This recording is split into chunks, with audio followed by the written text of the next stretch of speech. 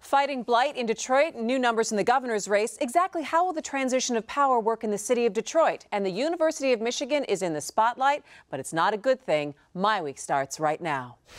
Recently, Michigan's economy has begun to turn around. Michigan's gained over 250,000 new jobs. We've paid off $20 billion in long-term debt. And our population is increasing for the first time in a decade. But to make Michigan a top 10 state, there's still plenty of work to be done. Step up and help put Michigan on top. Learn what you can do at MichiganTurnaroundPlan.com. Funding is also provided by Delta.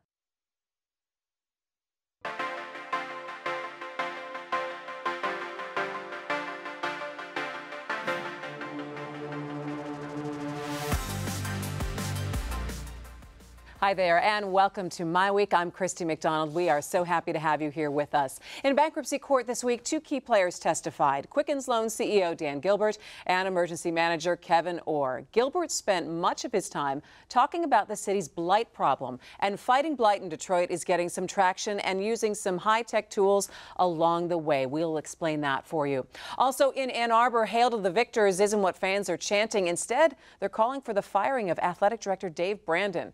It is all coming up on MiWeek. But we do start with the blight problem in the city of Detroit and how the city is tackling the problem with some unusual help. I had the chance to take a closer look at the steps the city is taking to tear down blighted buildings and how those living in the neighborhoods are feeling about the changes. A demolition crew at work in northwest Detroit. This one crew will knock down up to 10 houses in a day. Ronald Garrison lives next door to this one, vacant for years. Trespassers looted it of anything of value. The man down the street boarded it up, and they used to come rip the boards off and still go back in there, and he'd have to come board it up again. The numbers are in. There are nearly 80,000 dilapidated structures across the city of Detroit. A number so high because of scrappers, vandals tearing everything of value out of vacant properties, leaving them open to the elements. Once there's structural damage, the houses have to come down. Oh, yeah. The scrapping is so rampant, Derek Watts says even inhabited homes can be targets. You have to watch your house even if you go on vacation. You can go on vacation and come back and your house be scrapped. So you got to watch it really 24 hours a day, you know. Because that's the thing now. That's the hustle now. With the city bankrupt and operating under an emergency manager, Detroit's new mayor, Mayor Duggan, is focusing on the demolition of the tens of thousands of houses stripped beyond repair. And what kind of speed are we seeing, and what are the numbers that we're seeing? Well, it's pretty remarkable. I mean, the city has historically knocked down maybe 50 houses a week. We're now knocking down 200 to 250 every single week. Before Duggan, the city's demolition plan had been slowed by bureaucracy. Duggan took office in January. He says his new team has been able to streamline the demolition program. Now residents like Kai Belcher are seeing action. I came home one day, you know, these two houses was down first. Then my mother and them said they were coming back for the other ones because they had the paper up. So I was, you know, sure that they was going to come back and take care of the rest of them. So it's pretty good. Last year, the Obama administration and Michigan Governor Rick Snyder helped create the Detroit Blight Task Force.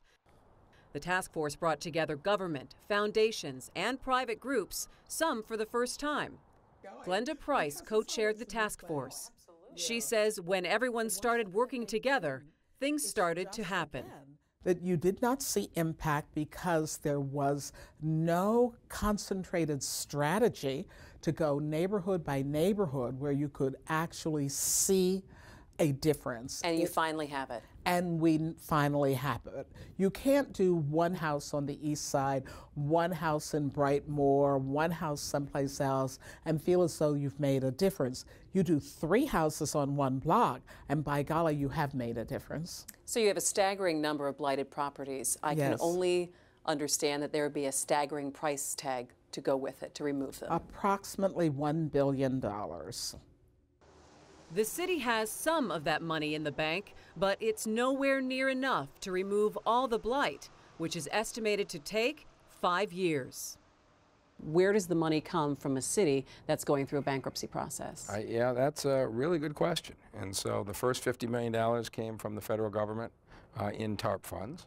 And I got an application in now for another $50 million. And I think if the federal government continues to see the progress we're making, they'll be supportive. In the fight against blight, technology is key. Now click Blext Property. Citizens are using a smartphone app that tracks changes in their neighborhoods for better or worse. It's called Blexting, short for blight texting. This is the crowdsourcing of information and comes courtesy of a couple of young Detroit entrepreneurs. Sandra Yu does community outreach for the program. Loveland Technologies is a tech startup in Detroit, and they just geeks about property and wanting property to be used for the highest and best use. Norma Heath is president of the West Euclid Block Club in the Midtown area of the city. But this is a way that you know how to Blext, to see who owned the property. You see everything that you need to know. We want Blexting to be part of what it means to be a citizen. You mow your lawn, you take out the trash, you Blext properties in your neighborhood.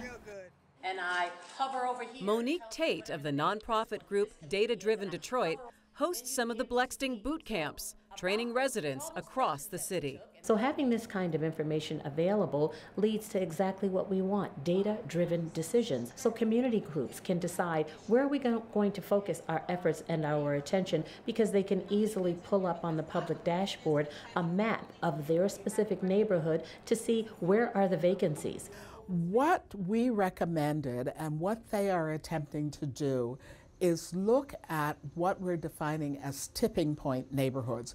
Those neighborhoods where a little investment will stop the decline. This is the Marygrove neighborhood, one of the Detroit neighborhoods that's at the tipping point. There's lots of streets just like this one, where you've got homes that are well taken care of, but sandwiched in between others that are vacant and run down. The city is now aggressively targeting homeowners, either clean up your property or lose it. And they're also offering incentives for people to buy homes like this one, to move in and to stay here. The backbone of the community is Marygrove College, here since before the Great Depression. The college is still going strong, but the 2008 recession has done its damage to the housing stock. Gloria Mitchell moved to Marygrove in 1978. When people talk about Detroit blight and some of the neighborhoods that are up and down, how would you describe how your neighborhood and your street fits into that? It fits right in the middle. We have quite a mix here now, where it went from working class, it's now retirees, former working people, it's families, new, old. It's everything here. This Marygrove home is about to be seized by the Detroit Land Bank Authority. The land bank has been in operation for years with little notice. Now, the mayor has hired more staff, including attorneys, computer techs, and a communications director. Craig Foley left Detroit Public Radio to join the team. Well, the Detroit Land Bank Authority, it's pretty simple, really. We are a place that is a clearinghouse for vacant property in the city of Detroit. Our goal is to either sell it to somebody that wants to live in it, auction it off to get somebody to live in it, and if we don't have any other options, we will demolish the property. The properties to be auctioned are shown on the Land Bank website. 48201. For city government, getting all this online is a new frontier. We like to say that we sort of are building the car at the same time we're building the assembly line. So we really have to adapt and learn from each other and find new strategies, frankly, to get people back into the neighborhoods. The Land Bank has started a pilot project called the Forgivable Grants Program. In Marygrove, suburban-based Talmer Bank is putting up seed money for home buyers. Money it does not expect to be repaid. Patrick Irvin runs the bank's grant program. We decided the best thing that we can do to participate is money. And so we stepped forward and we're going to give $1 million of our money in these grants that are forgivable grants for people who want to live in this neighborhood with their families and be here for a long period of time. Here, auction winners can receive up to $25,000 to fix up their homes if they promise to live in them for 5 years. Oh, wow, first try. In Marygrove, Jay Meeks takes possession of the house he won for just over $8,000. It's structurally solid on the outside. It's a decent size. I like it. Meeks is 29, an upwardly mobile PhD student who grew up nearby. He lived on the East Coast, but recently returned home. So this isn't Midtown, this isn't downtown, but this is Northwest Detroit. We are up here, and I'm excited about the opportunity for great things to come and my ability to contribute to them. So, if the Marygrove pilot project works, other parts of Detroit might get financial incentives like this one. That is, if the city can recruit more charitable lenders to bring more people back into the neighborhoods.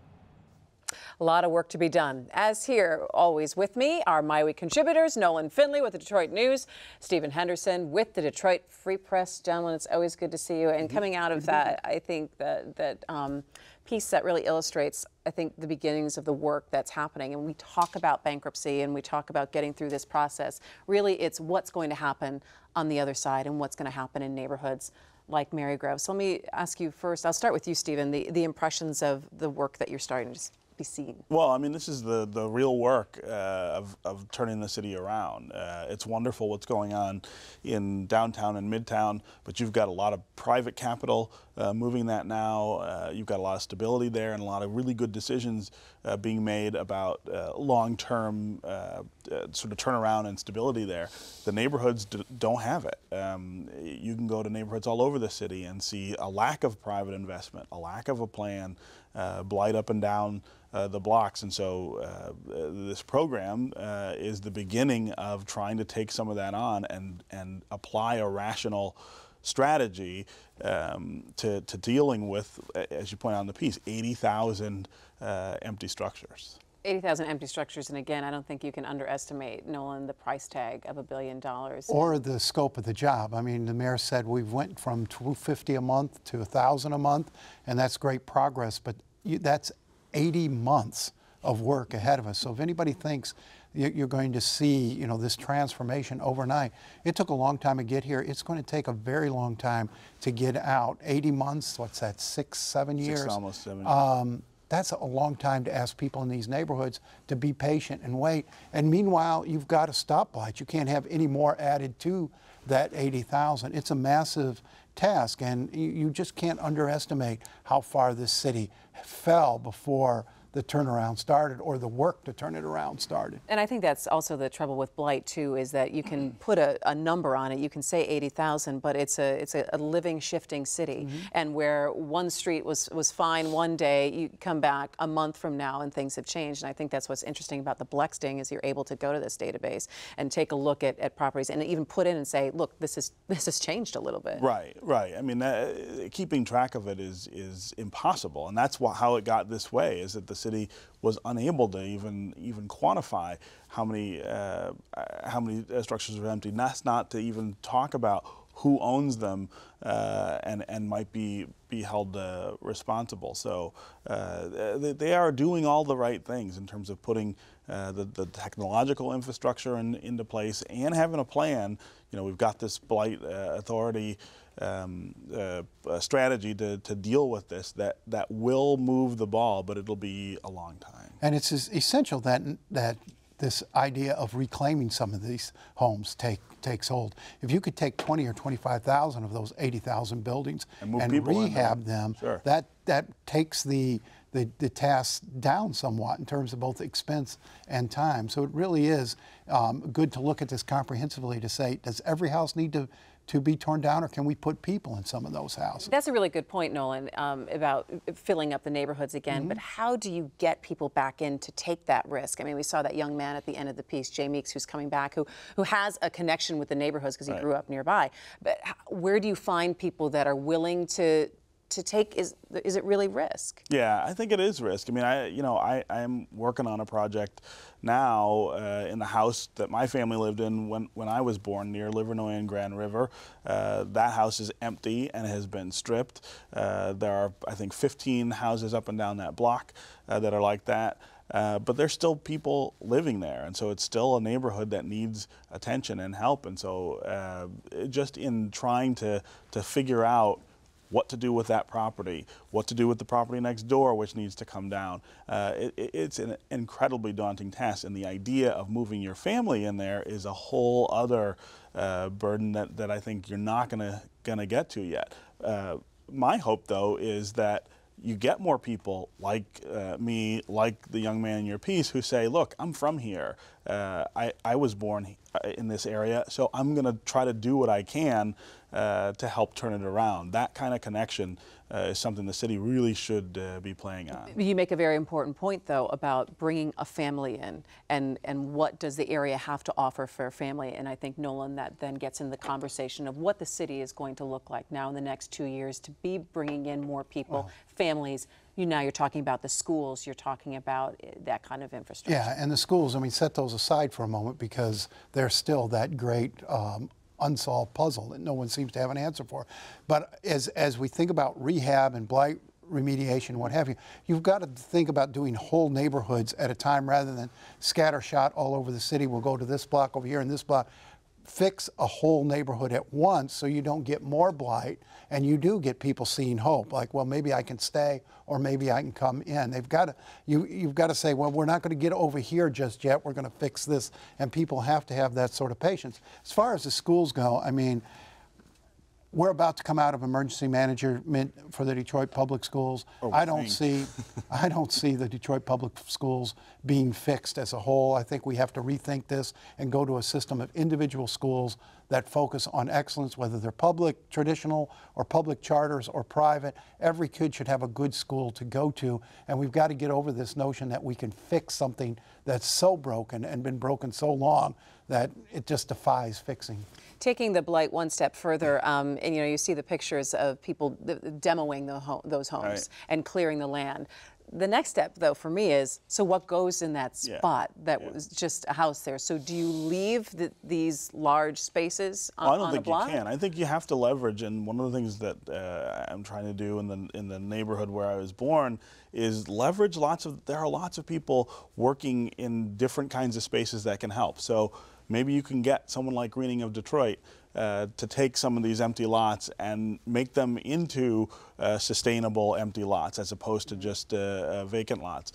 Can you get a New Economy Initiative to come into some of these places and help prop up businesses along the commercial corridors? I think it takes, or it's going to take, all of those kinds of resources and efforts to try to say, we're not just tearing down, we're trying to rebuild, and it may not rebuild the way it was before, but it'll be sustainable, it'll be safe, and it'll be attractive for people to want to live there. And you've got to have some very innovative thinking on this. I mean, some of these neighborhoods, there's so much blight compared to occupied homes. You could actually create mini farms that might be very attractive to an immigrant population. That's right. Say, just doing things, changing the zoning ordinances to be flexible and be creative is essential here. And one of the really key points is also talking to the people who live there. In all of these neighborhoods, there are people who have stuck it out for whatever reason through this incredible low point in the city's history. Asking them what they want, what they need, what will make them stay, what will make their lives better, is super important. And it's good that the mayor's that the land bank is doing that, but that's going to become more and more important as they get deeper and deeper into these neighborhoods. And before we leave the conversation about Detroit, Nolan, how important is this now, this transition to the next chapter of management? Last week we saw the city council, they took the vote along with the mayor, and Kevyn Orr signed that order, shifting the power of the city back to them. Well, they got to get it right, and they've got to make every decision with the residents in mind and the future of the city in mind. We can't go back to the days when council was pulled in every direction by special interests and pandered to everybody who screamed the loudest. They've got to get it absolutely right. We can't in 5 years from now be right back looking at insolvency or unbalanced budgets. It's got to work. Last word on that. Yeah, I mean, you've got this sort of honeymoon period right now where everyone's holding hands and being nice. That won't last. The politics will take back over, and you've got to have enough people in charge to say, you know, this is important. We got to do this the right way. Otherwise, we'll be back in bankruptcy real quick. All right, it's time now for some more headlines.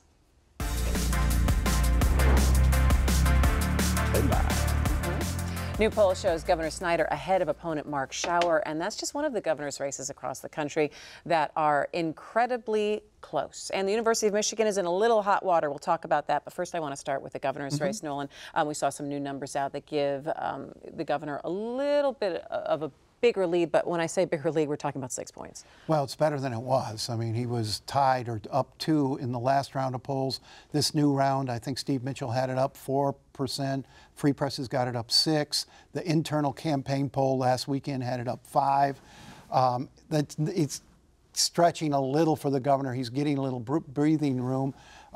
He's got to sharpen his message. He understands that. I think he's getting, you know, a little sharper elbows on the campaign trail. He's starting to answer some of the distortions of his record, which was essential. He let that messaging go unanswered throughout the summer. So I think he got the message that you're not going to coast to re-election. I'm seeing a little bit of a tone change here in the race, a little bit, Stephen, and we're also seeing some different ads that are raising some really eyebrows. Awful ads. I mean, the governor's campaign has produced some of the most bizarre advertising I've ever seen in a political campaign, starting with the scuba suit ad early, and then this weird churchy ad earlier with the weird music in the background and his strange voice, and now we've got this wedding dress ad, which is, I think, one of the most offensive things I've ever seen. Which is put by the Republican Governors Association. Absolutely. Right? These are not his ads per se. They're running in lots of states, but it really just sort of says to women,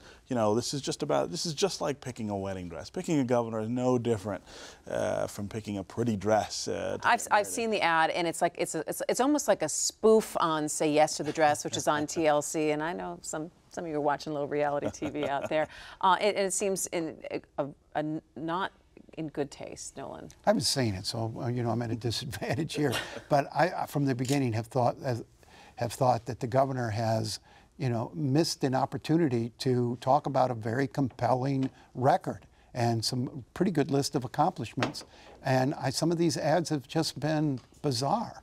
And the whole comeback kid nonsense. I mean, he had a winning formula with one tough nerd. He should have stuck to what worked. You did say something to me though. If he's able to stretch the numbers a couple of more points, if he's able to get maybe like an 8-9 point spread, well, that he'll feel a lot more comfortable. Well, gosh, if he got 8-9, he'd be ecstatic. If he could get to consistently 6 and 7 in these polls, it gives him a little breathing room, and it also helps the party down the ticket.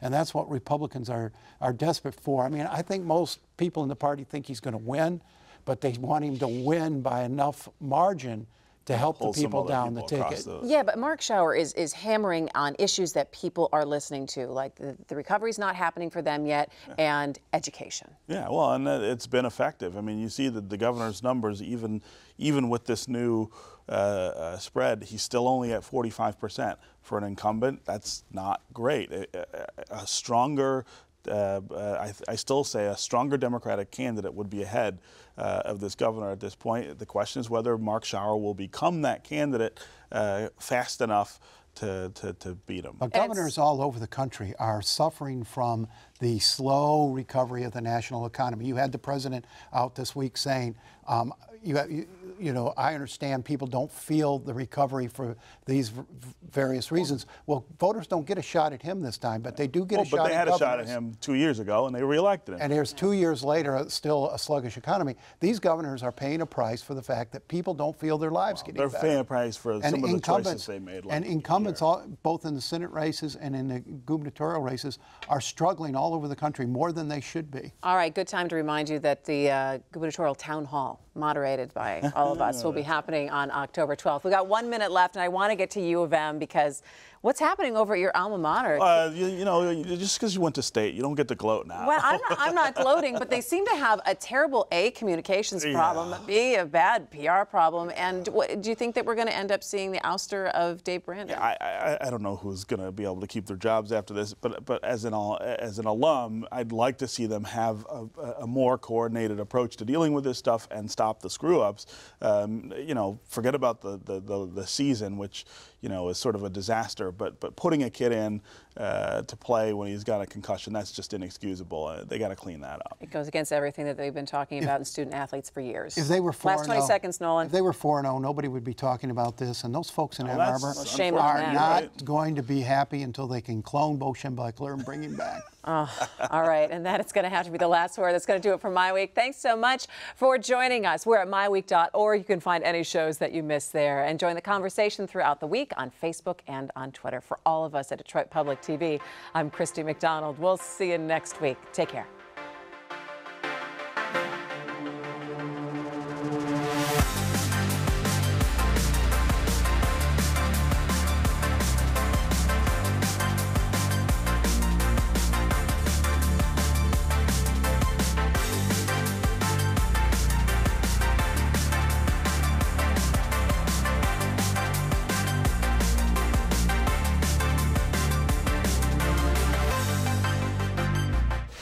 Recently, Michigan's economy has begun to turn around. Michigan's gained over 250,000 new jobs. We've paid off $20 billion in long-term debt. And our population is increasing for the first time in a decade. But to make Michigan a top 10 state, there's still plenty of work to be done. Step up and help put Michigan on top. Learn what you can do at MichiganTurnaroundPlan.com. Funding is also provided by Delta,